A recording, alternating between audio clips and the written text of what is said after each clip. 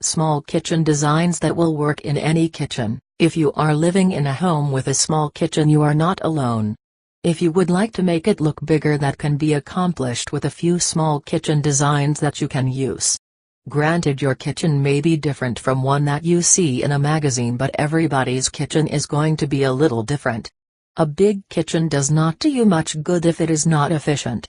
So I want to help you make your kitchen more functional and efficient at the same time. You do not have to sacrifice things in the kitchen for this to happen, we just have to look at it from a different angle. One thing we can do is change the way the kitchen looks. We might not can make it bigger, but we can make it look bigger. A lot of interior designers will advise you on things about lighting and the colors you use in the kitchen. In some kitchens there might not be a window. In this situation the kitchen is going to look small by it being dark. We have to get light in the kitchen. One option is under cabinet lighting, and if you go with some that are LED, then they will be even brighter and use less electricity too. You are not only making your kitchen look bigger, but you are saving on your electricity bill too. Try to use lighter colors. Do you want to give it a feel of more open? Think of things you might can store on the wall or in cabinets.